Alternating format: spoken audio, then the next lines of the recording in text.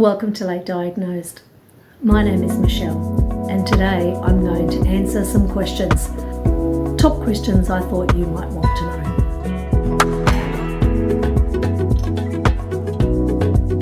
know. There's 7 different categories, and I'll add them here. First question: what made me seek a diagnosis later in life? The easy answer to that one is that I wasn't coping. Things had become progressively worse as perimenopause was undertaking its hellish line of fire in my life, and so because of that I was really seeking what was going on. I didn't understand why I was having so much more difficulty with things that I used to find relatively easy, or certainly not as difficult as I was in the lead up to my diagnosis.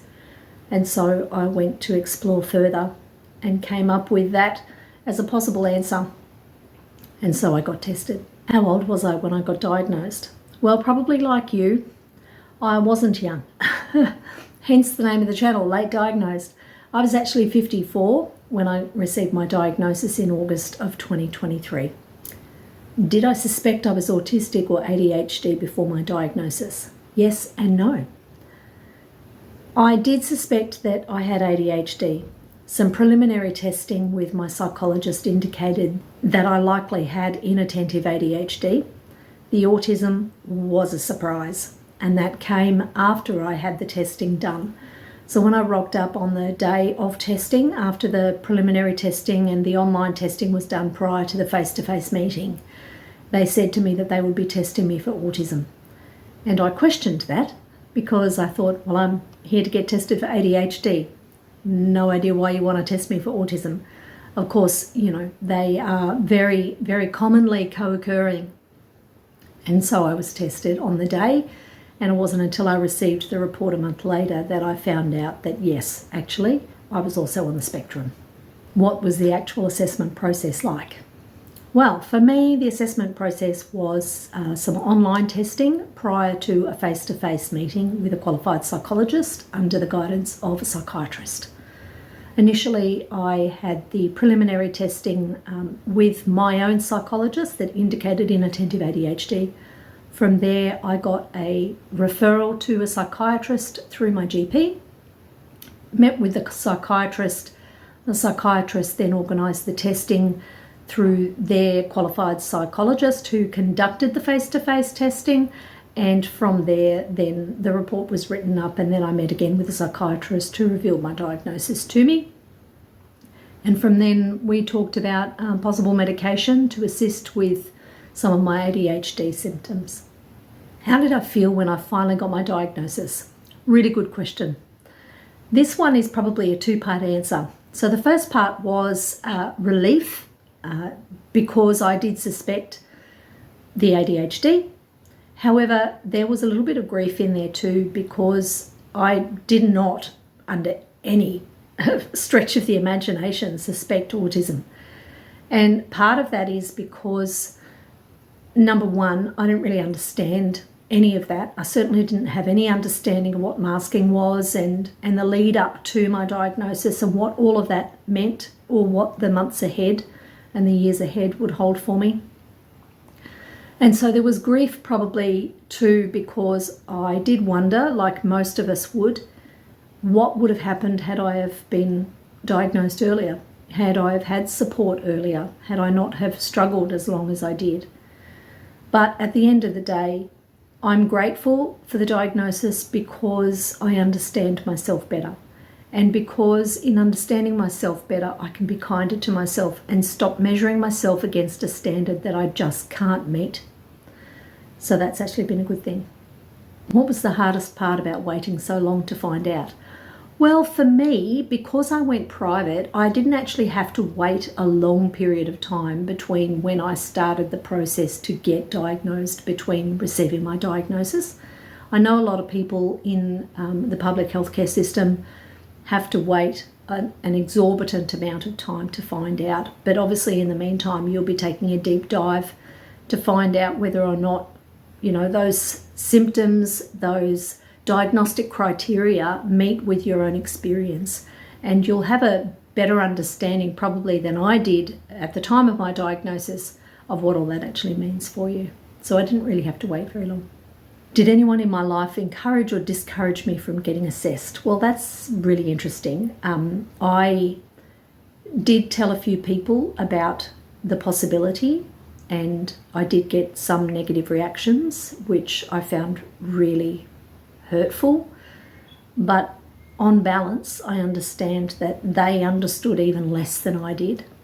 And since then, I've been able to educate some of those people a little bit more about my own experience and have been met with kindness and compassion, which I'm really grateful for. What's the first thing I did after being diagnosed? I think actually I forwarded on the report to my psychologist and told her the news that it wasn't just inattentive ADHD, but it was also autism. And that was a bit of a learning curve, but it was really lovely to have her support and know that I 100% had her support and that she would always back me. And so she was the first person that I shared it with, and then I shared it with my best friend, and then I shared it with some family members. Next up, masking and identity. When did I first realise I was masking? Yeah, well, not until obviously after my diagnosis, although that may not be obvious, but I didn't know very much at all. And so I went down the rabbit hole to discover a lot more about it and started educating myself and started discovering what all of that meant. And working out what my own masking journey was has been and continues to be something that I'm working on. As recently as yesterday, I've realised some things that I was masking that I didn't really realise before. So it is a continual journey and one which I am learning how to navigate day by day. How much of my life do I believe I was masking? Yeah, probably 95%. And that's really not an exaggeration at all. It's a sad state of affairs that we have to mask to start with, but it's a learned behaviour and it needs to be a behaviour that is unlearned as well. And unravelling all of that is probably harder than actually starting masking in the first place, just simply because it's almost a reflex now, how to mask and what to mask. I recently spent some time with family and I was masking there a lot of the time. And as you would know, masking is done for the comfort of others, certainly not for the comfort of yourself, because if you felt comfortable enough to be completely yourself, then you would, and you'd feel safe doing it. But there's an element of not feeling safe because of how uncomfortable your true self makes other people feel. So masking is something that I still do, and I'm still working out how to not do it and when it's safe to not do it. That's kind of the ultimate thing for me. What surprised me the most about unmasking? Just how difficult it would be. I kind of thought that I would be able to just work out what was truly me and then just do that, be that, engage in that part, and everyone around me would be totally fine with that. Yeah, no, they're not. They're really not. And so what I've learned in the couple of years since my diagnosis is that me masking makes other people around me comfortable. Me unmasking has the opposite effect. And how am I going to manage that? Because at the end of the day, masking affects me in a negative way. Unmasking affects me vicariously by them being uncomfortable and me knowing that it makes them uncomfortable, and so me feeling like I still should be masking for them to be comfortable. Catch-22, that's a really hard one. How has my sense of identity changed since my diagnosis? It's changed for the positive. So where I thought that I was a failure in life, I've learned I just have a different brain. And I've learned to accept that that's actually perfectly okay, and to not expect myself to be what neurotypical expects me to be, but to just be me. So my sense of identity is intact. I've got really good self-esteem, and I've done a lot of work to get to that point. I understand that I'm probably not the majority of us neurodivergent people when it comes to having good self-esteem, but that's because of a lot of therapy and a lot of work that I've done on myself, a lot of self-reflection. So I'm happy with who I am, and I'm at a point in my life, and this is probably an age thing too, I'm at a point in my life where actually I don't care if you don't like me. Sorry, but I just don't. Because the people who I have in my world, the people who are the people who know me day to day, the people who truly love me and understand me, are those that accept me as I am. And people who don't usually just don't know me well enough to understand that actually I'm a really good person. And if they don't want to do that, that's okay. I've got no issue with that. Everyone has their own choice. And if they don't want to get to know me and they don't want to like me, that's totally fine. Do I ever feel like I don't know who the real me is? When it comes to unmasking, I think there's an element of that.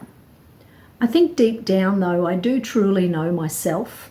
I know that I'm a creative soul. I know that I love the people around me. I am very compassionate, very empathetic. But I also don't take any BS from anybody anymore. And I used to.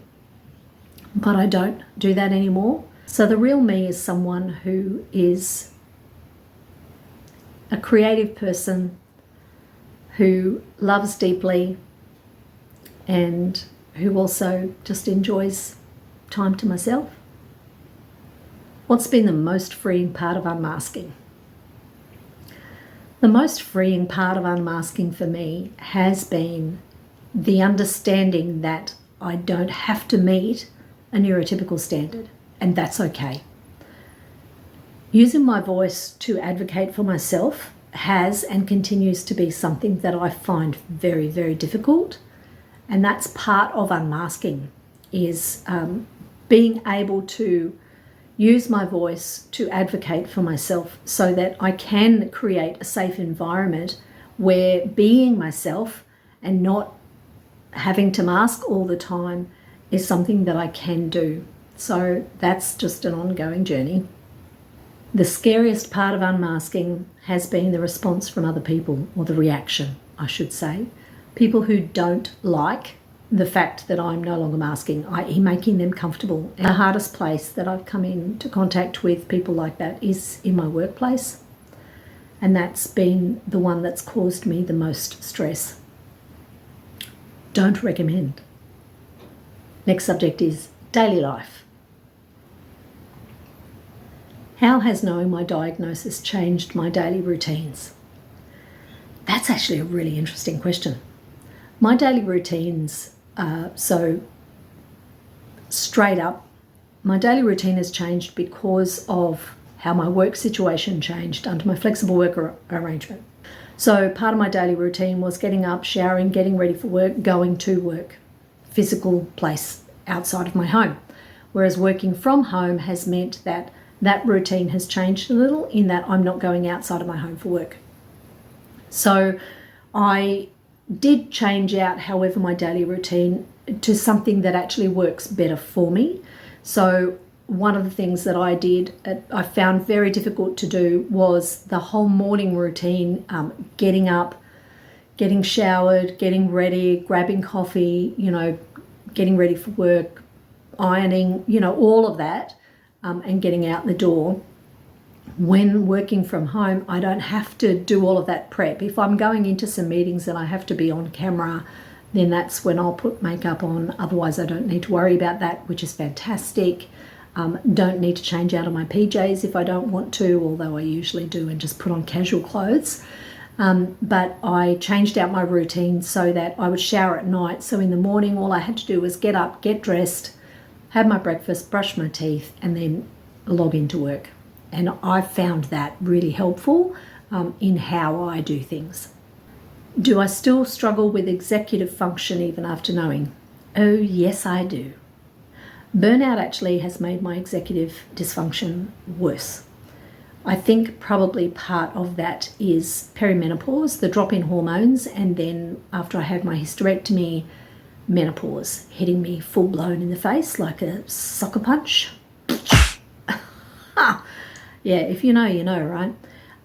That has probably been the hardest part. Executive dysfunction for me equals brain fog. My memory is terrible. My word recall is terrible. I can't think of the word that I need when I need it. I go off to the supermarket with in mind I need to pick up 2 things and I come home with 5, none of which are the 2 things that I needed. That happens far too often. So those kinds of things I find very difficult. I can't organise to get started. Inertia for me is a huge thing when it comes to cleaning my home. My house is a mess after coming back from a trip to see my family, and yeah, it's on a long list of things to do, and I just praise myself when I'm able to do some of the things, but yeah, executive dysfunction for me is just an ongoing battle. How do I handle sensory overload differently since my diagnosis? I didn't know what it was before my diagnosis. I would find things difficult, and so I would just avoid them. Things like walking past a candle store where the aroma is just too many and too much. And so I would actually hold my breath and walk past really quickly. Now that I understand what it actually is, I mean, generally speaking, I don't actually go out to places like that anymore. I just don't want to, so I don't. But if I come in contact with something like that, or if there's too many senses happening at once, I understand what it is now and I give myself space. So if that means stepping away or having a conversation with whoever I need to have a conversation with to let them know the overwhelm that I'm experiencing and what I need to do to get their support, then I do that as well. So I'm learning to use my voice, I'm learning to advocate for myself better, but also learning what the signs are, so the preemptive signs, and then making sure that I remove myself from that situation or give myself a little bit of distance or whatever else I need in order to help me process all of that. What are my biggest challenges in daily life as a late diagnosed woman? One of the biggest challenges most recently has been to do with my employment and to do with the exorbitant workload and burnout. So I have got a long history probably of just pushing through and keeping on going even when things are difficult. And what that likely was previous episodes of burnout. But those previous episodes of burnout were just something that I thought, okay, well, I'm not good at this and I've just got to keep going. Or, you know, I can't stop work because I've got bills to pay and I'm the only one who's going to pay them. And so I just kept pushing and pushing and pushing until the point where, you know, I've just fallen over and burnout has just hit me like an absolute ton of bricks. And so I'm finding that really hard, but I'm learning how to rest. I'm really terrible at it, but I'm trying to listen to my body. So when my body is tired, I'll go and take a nap where I can. I will surround myself with things that I find comforting, and I find that I probably stim a little bit more when I'm in public, but I do it in such a way that most people probably wouldn't even notice that's what I'm doing. And so I find ways to cope, I guess, with how sometimes my senses are just overloaded. The smallest adjustments that have made the biggest difference for me is the way that I think. Reframing my life in the light of my diagnosis. So prior to my diagnosis, I basically just considered myself a great big failure because I measured myself against a neurotypical standard, and I'm not neurotypical.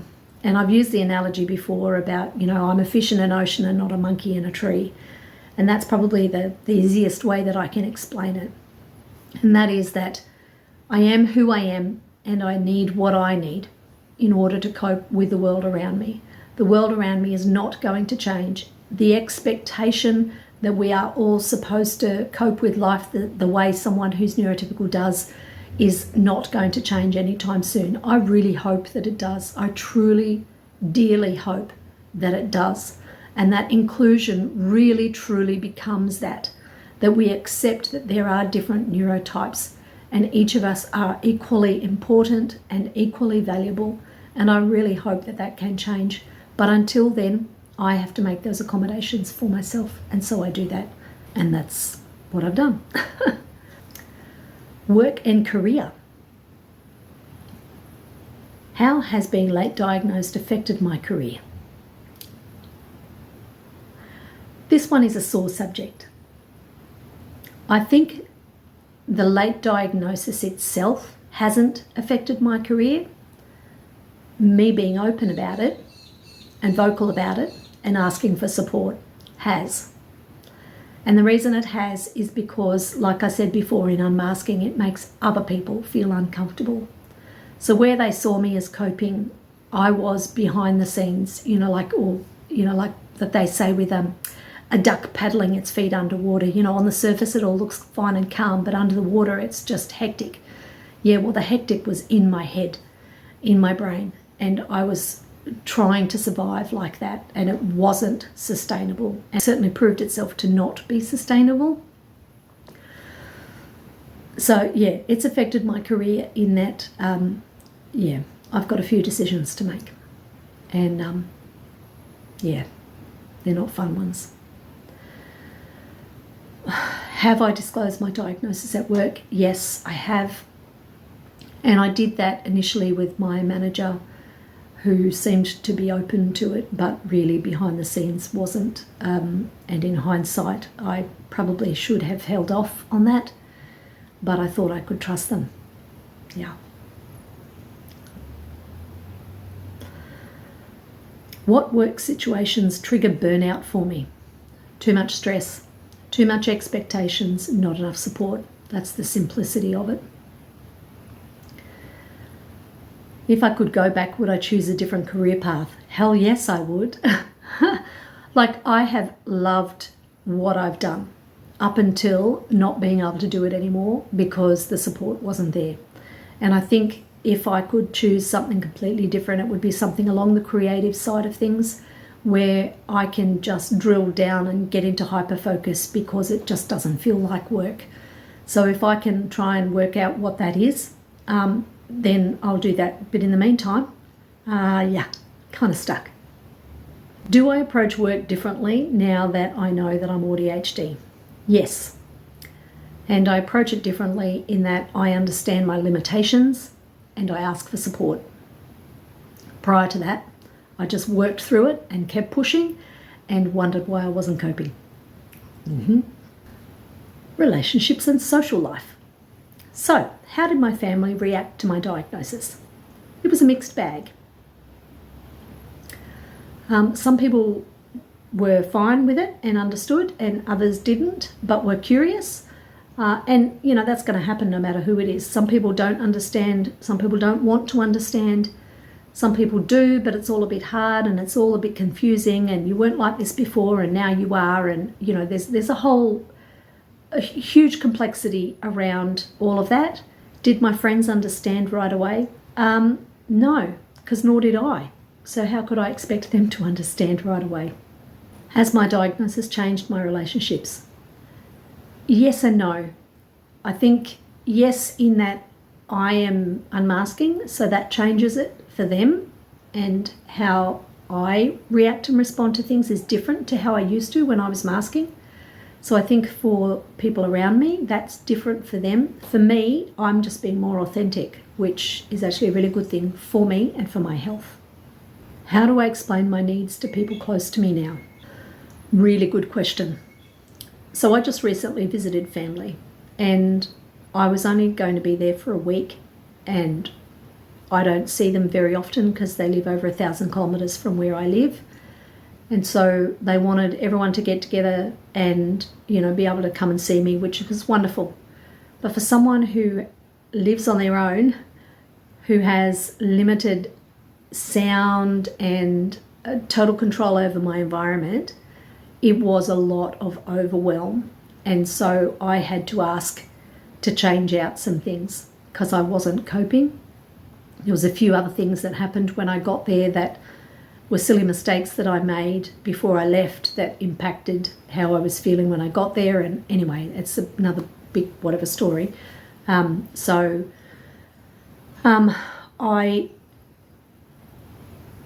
explained what I needed, and that was accommodated, which was fantastic and really, really helped. Do I feel more or less connected to people after my diagnosis? That's a really hard one, because I guess it depends on who the people are.